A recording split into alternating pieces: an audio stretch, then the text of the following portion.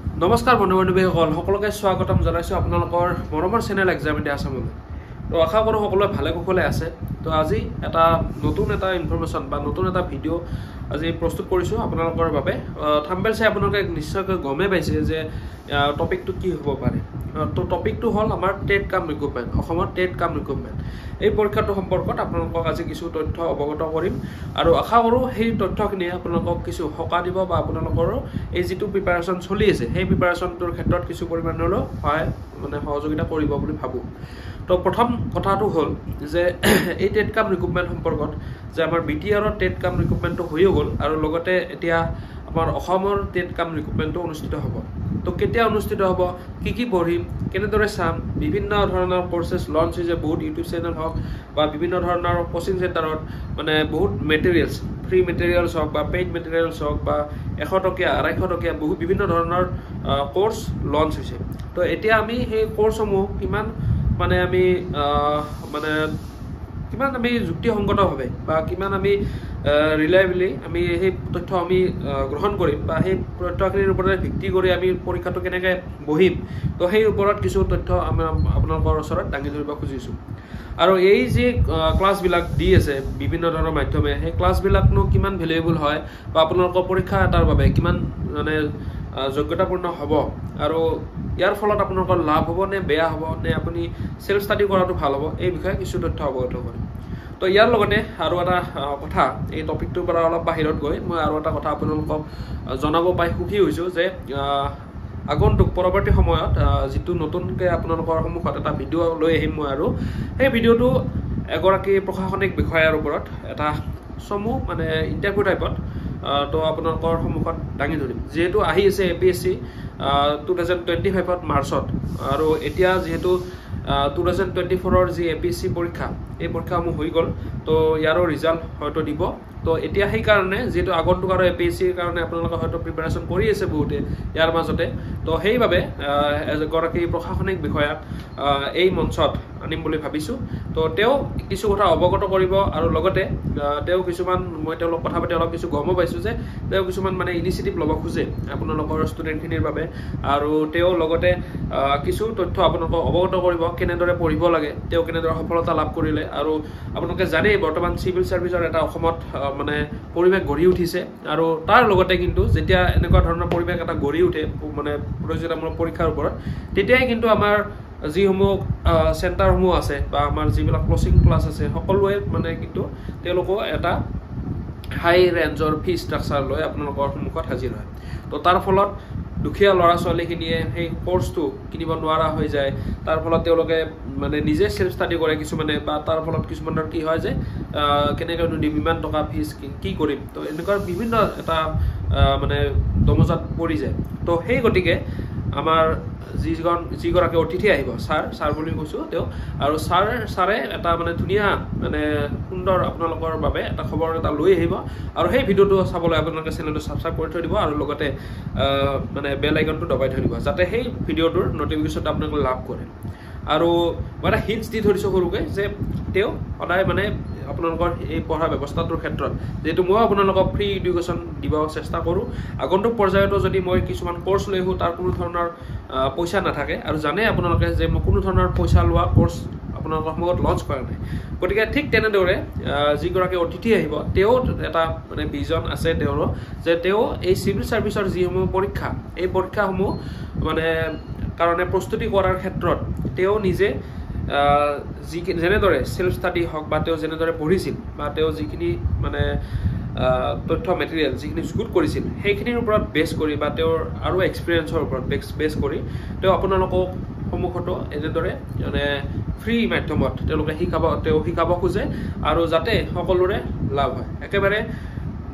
দৰিদ্ৰ সীমাৰেখাৰ তলৰ যিগৰাকী ছাত্ৰ বা ছাত্ৰী আছে, তেওঁ যাতে APSCৰ দৰে পৰীক্ষা এটাৰ বাবে সাজু হ'ব সাহস পায়। তো সেইবাবে আমাৰ অতিথিগৰাকী ছাৰে তেওঁ আপোনালোকক কৰ্চখিনি কিদৰে দাঙি ধৰিব বা কেনেদৰে তেওঁ শিকাব বা কোন প্লেটফৰ্মত, কেনেকুৱা ধৰণৰ প্লেটফৰ্মত তেওঁৰ ক্লাছেছবিলাক আপোনালোকে পাব আৰু ক'ত পাব, এই বিষয়ে আপোনালোকে গম পাব। তো পলম নকৰি আমি এতিয়া নেক্সট আমাৰ যিটো অৰিজিন যিটো টপিক আছিল সেই টপিকৰ ওপৰত কিছু কথা অৱগত কৰোঁ। তো টেটৰ ওচৰলৈ আহিছোঁ, টেটৰ কথা লৈ আহিছোঁ। তো টেট পৰীক্ষা আমাৰ যিহেতু টেট কাম ৰিক্ৰুটমেণ্ট অনুষ্ঠিত হ'ব, GT-PGT BTR অলৰেডি হৈ গ'ল, পৰীক্ষা দিছে বহুতে হয়তো, আৰু এতিয়া আমাৰ অসমৰ কাৰণে প্ৰস্তুতি চলাই আছে। তো GT-PGT পৰীক্ষাটো বহুতে কৈ আছে যে ডিচেম্বৰৰ লাষ্টৰ পিনে হ'ব, বা কিছুমানে কৈ আছে যে জানুৱাৰীত হ'ব, কিছুমানে কৈ আছে যে আকৌ ফেব্ৰুৱাৰীৰ ফালে গুচি যাব, কাৰণ মাজত আমাৰ আছে ইলেকশ্যন, পঞ্চায়তৰ ইলেকশ্যন আছে। তো আৰু লগতে ফেব্ৰুৱাৰীত আমাৰ পৰীক্ষাৰ ৰুটিন দিছে স্কুলৰ। গতিকে এতিয়া পৰীক্ষাটো কেতিয়া হ'ব কোনেও নাজানে, কিন্তু তাৰ মাজতে কিছু তথ্য আপোনালোকক দিব খুজিছোঁ। চাব আপোনালোকে, এতিয়া বহুতে কৈ আছে যে ডিচেম্বৰৰ 29 তাৰিখে এটা ডেট আছে, ছানডে হয়, সেইদিনা আমাৰ টেট কাম ৰিক্ৰুটমেণ্টটো হ'ব পাৰে। কিন্তু টেট কাম ৰিক্ৰুটমেণ্টটো হোৱাৰ আগত চাব আপোনালোকে, এই 10 তাৰিখৰ পৰা ডিচেম্বৰ 10ৰ পৰা ডিচেম্বৰৰ 20লৈকে কমপ্লিট এটা চিডিউল, মানে আমাৰ অসম চৰকাৰৰ বিভিন্ন আঁচনি বিতৰণৰ কিছু মানে পৰ্যায় তেওঁলোকে কৰিব। 10ৰ পৰা 20লৈকে মানে বহুত মানে আঁচনি তেওঁলোকে বিতৰণৰ কাৰ্যসূচী আৰম্ভ কৰিব। গতিকে যিহেতু চব এডমিনিষ্ট্ৰেটিভ হওক বা যিমান আমাৰ অফিচাৰ্ছ আছে, যিমান কৰ্মচাৰী আছে অসম চৰকাৰৰ, সকলো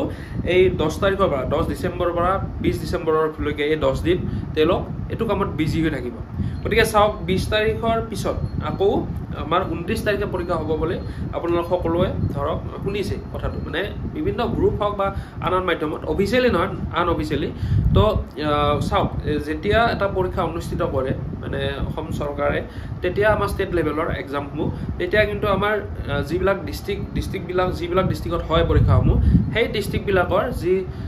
জিলা আয়ুক্ত কাৰ্যালয় আছে, অৰ্থাৎ DC অফিচবিলাকে, DC অফিচ আৰু পুলিচ, তেওঁলোকে সেই সম্পূৰ্ণ মেইন মানে যিটো ভূমিকা লয়, তেওঁলোকে সেইখিনি মানে নেতৃত্ব লয়, বা তেওঁলোকে সেই পৰীক্ষাটো পৰিচালনাৰ ক্ষেত্ৰত তেওঁলোকে দায়িত্বভাৰ লৈ লয়। গতিকে চাওক, 10ৰ পৰা 20 তাৰিখলৈকে যেতিয়া সকলো কৰ্মচাৰী বিজি হৈ পৰিব, আৰু তাৰপিছত ঘপককৈ সেই মানে পৰীক্ষাটো পতাৰ ক্ষেত্ৰত মোৰ নালাগে যে পৰীক্ষাটো পাতিব, কাৰণ চাওক আমাৰ ADRE এক্সামটোৰ ক্ষেত্ৰতে, মানে যেতিয়া ADRE পৰীক্ষাটো হৈ গ'ল, এই লাষ্ট ADRE পৰীক্ষাৰ এক্সামৰ সময়তে মই দেখিছোঁ যে পৰীক্ষা অনুষ্ঠিত হোৱাৰ 1 মাহ আগৰ পৰা মানে এটা কাৰ্যসূচী এটা চলি আছে। ধৰক ষ্ট্ৰং ৰুমত কামখিনি কৰা, ছিকিউৰিটি এৰেঞ্জমেণ্ট, চেণ্টাৰবিলাক চোৱা, চেণ্টাৰবিলাকত পৰীক্ষা হোৱাৰ 15 দিনমান আগৰ পৰা মানে তাত কাম কাজ কৰা, ঠিক তেনেকৈ পৰীক্ষাৰ আগত আৰু চোৱা, চেকিঙৰ ক্ষেত্ৰত কি ব্যৱস্থা কৰিব, ট্ৰেন্সপৰ্টেশ্যনৰ ক্ষেত্ৰত বা আমাৰ যিখিনি ছিকিউৰিটি থাকে সম্পূৰ্ণ তেওঁলোকে যুগুত কৰে। প্ৰায় 1 মাহ ধৰি আগৰ পৰা আমাৰ প্ৰিপাৰেশ্যন চলি থাকে এটা পৰীক্ষা অনুষ্ঠিত কৰাৰ ক্ষেত্ৰত। গতিকে চাব, 10ৰ পৰা 20লৈকে আমাৰ কাৰ্যসূচী আছে, চৰকাৰী কাৰ্যসূচী। তাৰপাছত এই 8টা দিন বা 7টা দিন যি বাকী থাকিব, সেই 7টা বা 8টা দিনত কেনেদৰে সেই মানে কাৰ্যখিনি সম্পন্ন কৰিব, তো সেই হিচাপে আৰু নিজৰ এক্সপিৰিয়েঞ্চৰ ফালৰ পৰা মানে মই ভাবিছোঁ যে ডিচেম্বৰৰ 29 তাৰিখে আমাৰ এই টেট কাম ৰিক্ৰুটমেণ্ট পৰীক্ষাটো যে অনুষ্ঠিত হ'ব বুলি এটা হাৱা উঠি আছে, সেইটো মানে অসম্ভৱ। কাৰণ চাব, 20 ডিচেম্বৰৰ 20 তাৰিখলৈকে যেতিয়া আমাৰ কাৰ্যসূচী হ'ব, এই কাৰ্যসূচীখিনি শেষ হোৱাৰ পাছতে আমাৰ কোড অফ কণ্ডাক্ট হয়তো লাগি যাব পাৰে, মডেল কোড অফ কণ্ডাক্ট লাগি যাব। কাৰণ চাওক, পঞ্চায়ত ইলেকশ্যন জানুৱাৰীৰ সময়তে হ'ব, মাঘ বিহুৰ আগত আৰু পিছত সেই মাজতে হ'ব। তো গতিকে চাব যে যেতিয়া পঞ্চায়ত ইলেকশ্যন আৰম্ভ হ'ব, তাৰ আগৰ পৰাই মানে মোটামুটি 1 মাহ বা 20 দিন আগৰ পৰাই আমাৰ এই মডেল কোড অফ কণ্ডাক্টটো লাগি যায়। তো সেই গতিকে পৰীক্ষাটো ডিচেম্বৰ মাহত নহয় বুলি মই আপোনালোকক জনালোঁ। মানে এইটো জাষ্ট মই মানে ধৰক মোৰ কোনো ধৰণৰ অফিচিয়েল একো সেই নাই, কিন্তু আপোনালোকক মই ফেক্ট কিছুমান জনাই কিনে যে কিয় হ'ব কিয় নহ'ব পাৰে, কাৰণ কিছুমান দেখাই কিনে আপোনালোকক এই বিষয়টো এটা ক্লিয়াৰ কাট দিবলৈ চেষ্টা কৰিছোঁ। তো গমেই পালে। তো এতিয়া হ'ল আমাৰ কেতিয়া অনুষ্ঠিত হ'ব, যিটো মই নহ'ব বুলি এইখিনি বিষয়ে মই এটা তুলনামূলক ধাৰণা এটা দিলোঁ। তো যদি আমাৰ পৰীক্ষাটো অনুষ্ঠিত হোৱাৰ ক্ষেত্ৰত জানুৱাৰীৰ মাহটোত আমাৰ পঞ্চায়ত ইলেকশ্যন হৈ যোৱাৰ পাছত, কমপ্লিট এইখিনি হৈ যোৱাৰ পাছত ফেব্ৰুৱাৰীৰ আমাৰ যিহেতু আৰু স্কুলৰ যিহেতু মেট্ৰিক পৰীক্ষাৰ আৰু ৰুটিন দিয়া হৈছে, গতিকে তাৰ পিছতে বা হয়তো ঠিক তাৰ মাজত মানে পৰীক্ষাখিনি হৈ যোৱাৰ পাছত, মেট্ৰিক পৰীক্ষাটো হৈ যোৱাৰ পাছতে আমাৰ টেট কাম ৰিক্ৰুটমেণ্টৰ পৰীক্ষাটো অনুষ্ঠিত হ'ব বুলি ভাবিছোঁ। যি নহওক আমি প্ৰিপাৰেশ্যনটো কৰিবই লাগিব। পৰীক্ষা এমাহে থাকক আৰু পৰীক্ষালৈ বা 2 মাহে থাকক, কিন্তু আমি প্ৰিপাৰেশ্যন কৰিব লাগিব। তো এতিয়া হয়তো বহুতে প্ৰিপাৰেশ্যন কৰি আছে, কাৰণ অলৰেডি আমাৰ BTRৰ যিটো টেট কাম ৰিক্ৰুটমেণ্ট দিলেই। তো সেই গতিকে কিছু কেনেদৰে আপোনালোকে চাব বা কি পঢ়িব সেই বিষয়ে কিছু কথা অৱগত কৰিম। তো গম পালে আমি টাইম চিডিউলটো মই বিষয়ে কৈ দিলোঁ। কেতিয়া অনুষ্ঠিত হ'ব লাগে ফেব্ৰুৱাৰী মাহৰ লাষ্টৰ পিনে হয়তো আমাৰ টেট কাম ৰিক্ৰুটমেণ্টটো হোৱাৰ চান্সেছটো আছে বেছিকৈ কাৰণ মেট্ৰিক পৰীক্ষা আছে আগত মেট্ৰিক পৰীক্ষাৰ কাৰণে চব স্কুল টিচাৰ বা আমাৰ যে অফিচিয়েলছ মেম্বাৰ্ছবিলাক চব সকলো এমপ্লয়বিলাক সকলো তাত বিজি হৈ পৰিব মানে স্কুল বিভাগ এডুকেশ্যন বিভাগৰ গতিকে সেইকাৰণে আমাৰ মেট্ৰিক এই পৰীক্ষাটো যোৱাৰ পাছতে আমাৰ এই টেট কাম ৰিক্ৰুটমেণ্ট অনুষ্ঠিত হ'ব বুলি মই ভাবোঁ তো এতিয়া হ'ল আমাৰ কি কিতাপ পঢ়িব বা কেনেদৰে পঢ়িব বা বহুতে হয়তো ভাবিছে বা জানে হয়তো মোক যিবিলাকে লগ পাইছে ফিজিকেলি যে ময়ো এইবাৰ টেট কাম ৰিক্ৰুটমেণ্ট পৰীক্ষাটো ময়ো দিম বুলি ভাবিছোঁ আপোনালোকৰ লগতে তো হাই ছেকেণ্ডেৰী টেট কাম ৰিক্ৰুটমেণ্ট তো এতিয়া যি কি নহওক যে আপোনালোকে টেট কাম ৰিক্ৰুটমেণ্টৰ কাৰণে কি পঢ়িব বা কি চাব কেনেদৰে প্ৰিপাৰেশ্যন কৰিব সেই বিষয়ে কিছু তথ্য অৱগত কৰিম তো এতিয়া আপোনালোকৰ সময়ত এতিয়া এইটো সময়ত যিহেতু মই নিজে এগৰাকী এছপাইৰেণ্ট তো সেই হিচাপে কৈছোঁ যে যদি ইউটিউব খোলোঁ বা যদি আমি গুগল চাৰ্চ কৰোঁ গুগলত নহয় বিশেষকৈ ইউটিউবত বা ফেচবুকত হওক আমি বিভিন্ন ধৰণৰ ষ্টাডি মেটেৰিয়েল পাম বা হোৱাটছআপ গ্ৰুপসমূহ যদি চাওঁ তাতে GT/PGTৰ বাবে বিভিন্ন ধৰণৰ কোচিং PDF নোট আমি পাম বা তাত আমি বিভিন্ন ধৰণৰ দেখিম যেতিয়া আমি ল'ব যাম তাত কিছু খৰচ দিব লাগে বা কিছু তাত পইচা দিব লাগে তেতিয়া আমি সেই কোৰ্সটো ল'ব পাৰিম কিনিব পাৰিম বা সেই যিখিনি PDF মেটেৰিয়েল সেই PDF মেটেৰিয়েলখিনি আমি পাব পাৰিম ইয়াৰ মাজতে চাব আপোনালোকে কিমানখিনি ৰিলায়েবল হয় চাওক যেহেতু মই এগৰাকী এছপাইৰেণ্ট গতিকে মোৰো যিহেতু পৰীক্ষা দিম গতিকে মোৰ ইউটিউব চেনেল আছে বা মই শিকাই থাকোঁ আপোনালোকক সেই বুলি যে মই সব কথাই জানিম এইটোও নহয় তো সেইকাৰণে মোৰো কিছু ক্ষেত্ৰত এই কিছুমান কোৰ্স ময়ো ল'ব লগা বাধ্যত পৰা যায় কাৰণ মোকো এটা চাকৰি লাগে ধৰক তেনেকুৱা কথা যে মোৰ মানে কৰি আছোঁ চাকৰি এটা কিন্তু তাতকৈ অলপ ওপৰত সকলোৱে যাব খোজে তো গতিকে ময়ো নোটছ পাতি ক'ৰ পৰা কি কালেক্ট কৰিম এই কম্পিটিশ্যনৰ যুগত তো সেইখিনি মোৰো এটা ইচ্ছা আছে বা ল'ব খোজোঁ বা আগতেও ঠিক তেনেকৈ লৈছিলোঁ যেতিয়া মই চাকৰি জইন কৰা নাছিলোঁ যেতিয়া পোৱা নাছিলোঁ তেতিয়া ময়ো লৈছিলোঁ তেনেকৈ তো এতিয়া কথাটো হ'ল যে মই দেখিছোঁ যে ধৰক মই মেইনলি বিশেষকৈ সেল্ফ ষ্টাডিৰ ওপৰতে গুৰুত্ব দিছোঁ এইবাৰ সেল্ফ ষ্টাডি মানে বহুত বেছি ভাল হয় আৰু মই মাৰ্কেটতো গৈছোঁ কিতাপো পাইছোঁ বিভিন্ন ধৰণৰ বিভিন্ন পাব্লিকেশ্যনৰ য'ত আমাৰ টেট কাম ৰিক্ৰুটমেণ্টৰ অনলাইন এপ্লাই হোৱাৰ পাছত সেইবোৰ প্ৰকাশ পাইছে বা সেইবোৰ মাৰ্কেটত আহিছে মানে আমিতো গমেই পাম বেছিলি যে পৰীক্ষাটো দেখি এপ্লাই দেখি তেওঁলোকে পাব্লিছ কৰি দিছে ডাইৰেক্ট কিতাপ তো আপোনালোকে চাব যে এই মানে যিবোৰ আমি কোৰ্ছবিলাক আমি পাইছোঁ চাব যদি আপুনি XYZ এটা চেনেল মই সেই চেনেলটোৰ পৰা যদি মই কোৰ্ছ এটা কিনিলোঁ 1500 টকাত বা 2000 টকাত বা 2500 টকাত সেই কোৰ্ছটো কিনিলোঁ আমি প্ৰথম চাম আমি তেওঁলোকৰ ইউটিউব চেনেলত থকা ডেমো ভিডিঅ'কেইটা য'ত আপোনালোকৰ মানে এনেকুৱা ধৰণৰ কিছুমান কুৱেশ্যন আহিব মানে বহুত বেছি মানে আমি মাথা খটাব লগা বা আমি ধৰক বহুত মানে বহুত জটিল যে আসাম এণ্ড ইটছ ফৰ্মেশ্যন যিখন কিতাপ সেই কিতাপখন কোনে লিখিছিল ডক্টৰ বাণীকান্ত কাকতি সকলোৱে জানে কিন্তু তেওঁ ক'ত মানে PhD ডিগ্ৰীটো কিহত লৈছিল সেইটো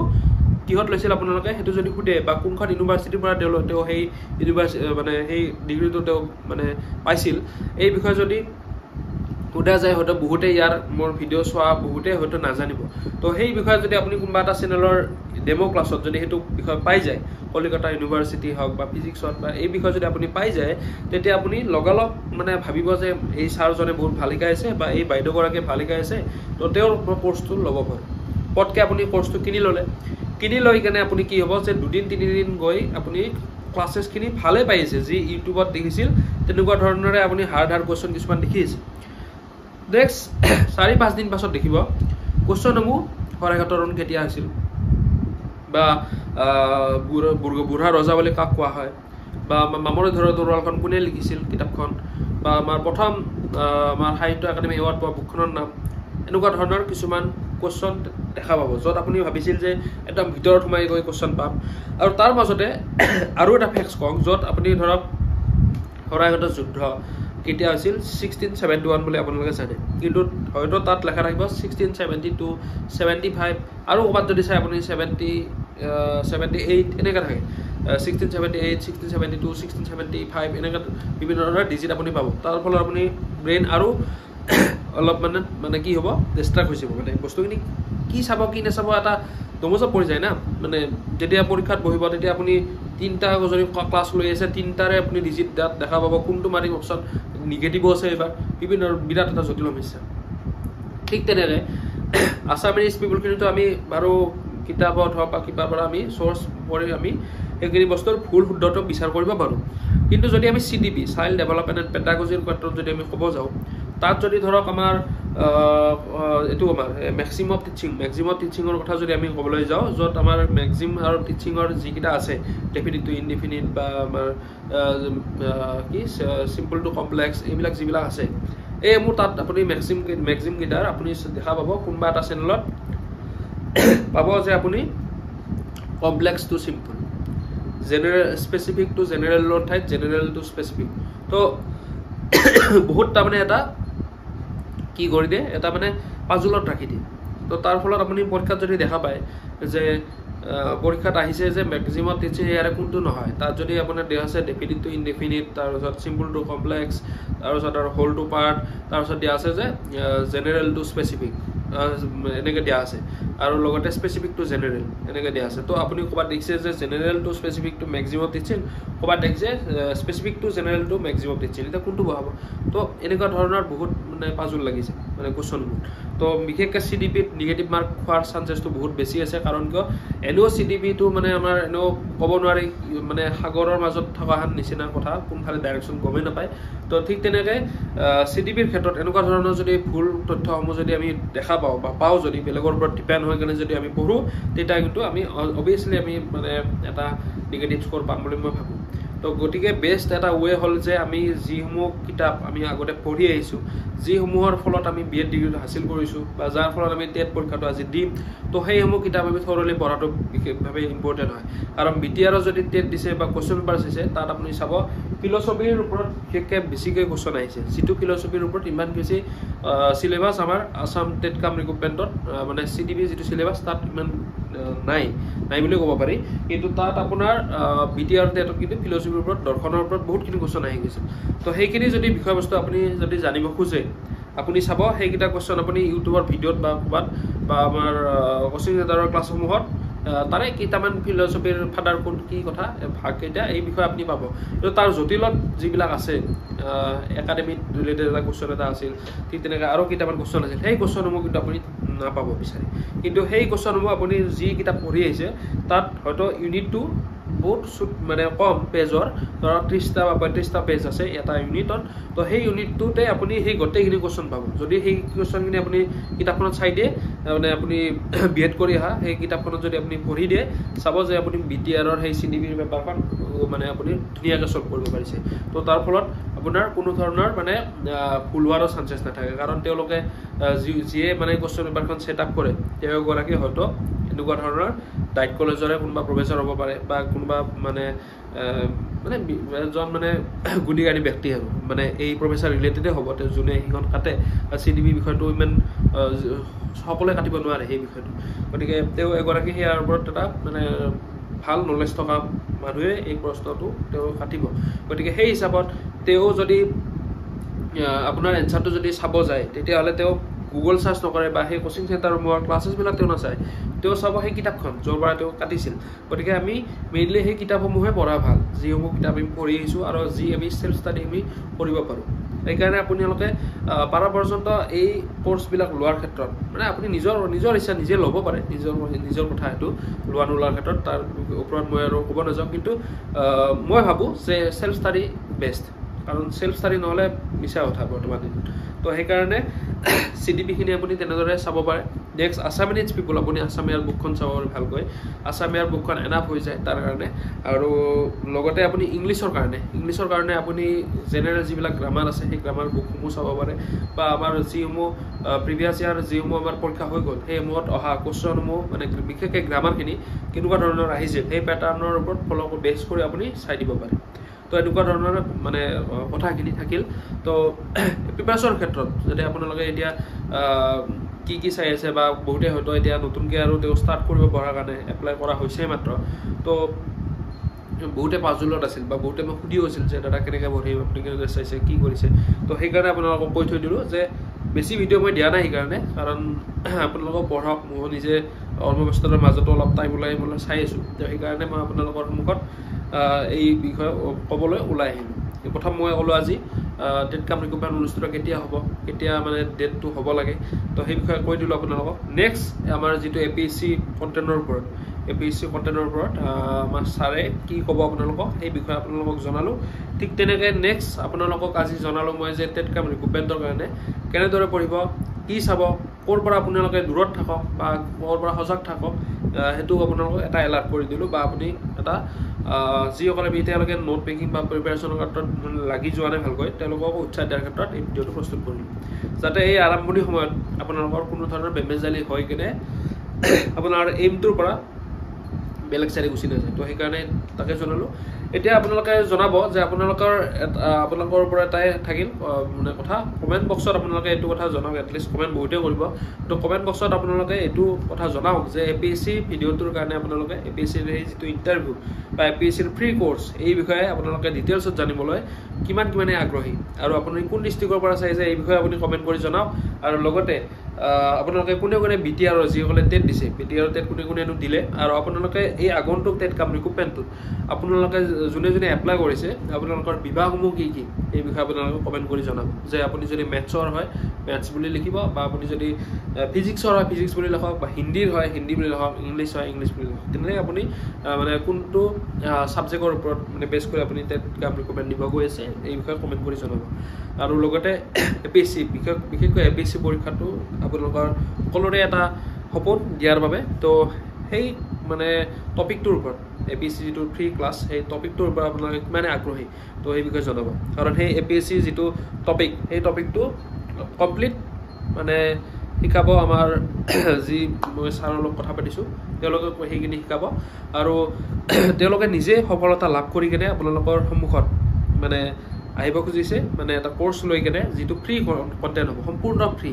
কাৰণ তেওঁলোক নিজে অভিজ্ঞ ব্যক্তি এগৰাকী, তেওঁলোক নিজে এগৰাকী ACS APS প্ৰশাসনিক বিষয়া, গতিকে তেওঁলোকে আপোনালোকৰ সন্মুখত তেওঁলোকৰ নিজৰ এক্সপিৰিয়েঞ্চখিনি হাতত লৈ আপোনালোকক এটা ফ্ৰী কণ্টেণ্ট দিবলৈ তেওঁলোকে ৰেডি হৈছে। তো তাৰ বাবে আপোনালোকক কিছু তথ্য অৱগত কৰিব পৰৱৰ্তী ভিডিঅ'ত। আৰু কোনে এই ভিডিঅ'টো চাবলৈ আগ্ৰহী হৈ আছে সকলোৱে ছাবস্ক্ৰাইব কৰি দিব, আৰু লগতে আপোনালোকক কমেণ্ট কৰিব, আৰু লগতে ভিডিঅ'টো শ্বেয়াৰ কৰিব। তো আজিলৈ এইখিনি আছিল, ধন্যবাদ।